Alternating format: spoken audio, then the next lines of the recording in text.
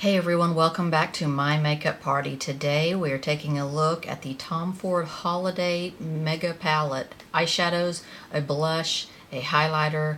I love it. All in one. This is the Soleil Eye and Cheek Palette. This one is number 1 Cool. So right off the bat, I love the white and gold sort of white lacquer finish. I like this. It's just very luxe. It's very high-end looking. It's very luxurious. And I greatly appreciate Mr. Tom Ford for this aspect of the palette. It has these little handly things right here that you push up and down on. Now, a lot of these palettes make me crazy because I'm killing myself to try to get into them with my nails. I'm prying, I'm taking scissors and getting in there. Some of them are worse than others.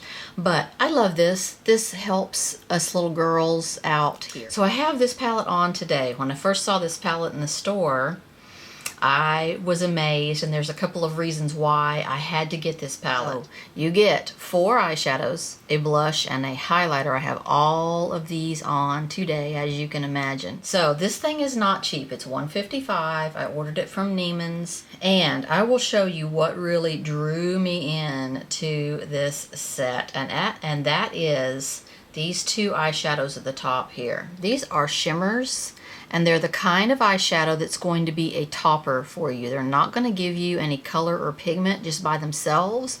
You're going to want to put them on top of something. So that is what I did today. And you can see how very foily they end up turning out when you put them on top of something else. Let me swatch these for you and show you what drew me in. So first of all, this pink color right here. Once again, this is sort of a topper. It is not super pigmented to where you're going to want to put it on just by itself, although that's what I did for my highlighter because I didn't want a lot of pigment up there. I just wanted bare skin with glitter on top of it. I will show you on the back of my hand. This is best applied with your fingers, these glitters. They are not going to sit on a brush well. Next is the purple one next to it. Same kind of thing, but with a slightly lavenderish cast. I did apply this on top of my lid color today.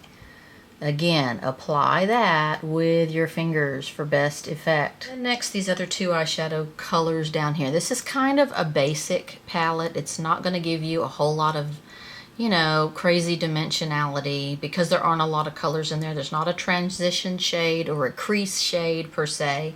You just have these 2 colors and then your 2 eyeshadow toppers. This deepest purple on here is a bit streaky. It is a bit hard to work with. It is a matte, whereas this lighter taupey purple is a shimmer, so it's going to go on softer and easier. Then the blush is a bright, hot pink. Look at that.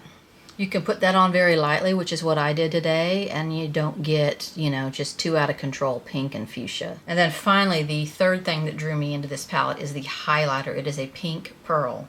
And that is it right there. I just thought it was really pretty, especially kind of on top of this bright pink blush. Makes it tone down to a really pretty baby pink. So here's how I applied everything today. So putting this purpley taupe on my lid, it sort of disappointed me. Did not go on as smoothly as I thought it was going to as a shimmer. Shimmers usually, just slide right on, just buttery soft. This one was a bit streaky, a bit hard to get in exactly where you wanted it to get. It wouldn't kind of stay there. I did use my normal primer with these, my Lorac eyelid primer. And then I just started working with this deep plum matte. I put it in my crease and my outer corner. There's not a lot of choices on this palette as to crease colors or transition colors, so you kind of just have to work with that deeper purple. It's not bad. It's just a bit, I don't know, it's a bit streaky. It's hard to get it on your eye without any sort of streaks and bald spots, etc. You really kind of have to work with that. Then I used this flashy pink topper as just a highlighter without anything underneath it except primer. It's prettier than you can see on camera because the glitter in it comes out quite just a really light pink. And then the fun part, I went back in on my finger with this purple glitter top coat and dabbed that over my lid color. and it is pretty. You can really see the difference it makes in making sort of your lid sort of a foil effect. I did line under my eyes with a brush using the purple taupe here with just a little bit of the dark eggplant matte in the outer corner. Then I went in with this highlighter color, this pink pearl highlighter color, and did my inner sort of tear duct area. Applying the blush today, I barely tapped my brush into this hot pink blush and then applied it. And then I had to apply a couple more layers to actually get it the color that I wanted. It didn't go as bright as I thought it would. I thought, oh, I'm just going to have to barely tap my brush in there and it's going to be just bright fuchsia Cheek City, and it just didn't do that. I had to kind of build it a little bit, but that is fine with me. I like it's easier to build than it is to remove. Then I used this pinkish peachy-ish highlighter on my cheekbone as my highlighter. It's pretty, but I almost think it's better to put it on with your finger if you want to get a real intense sort of highlight like I like. I did put it on with a really soft Real Techniques brush, and it did okay, but it's kind of breaking up. It's kind of the kind of highlighter that is not super smooth on your skin. It goes well on the back of your hand, but on your cheek it's a little uneven. So my question is, can you use these toppers wet and make them super foily? Let's find out. Taking a semi-flat Real Techniques brush here, and I'm going to put Fix Plus from MAC on that and wet it. I have no idea if this is going to work.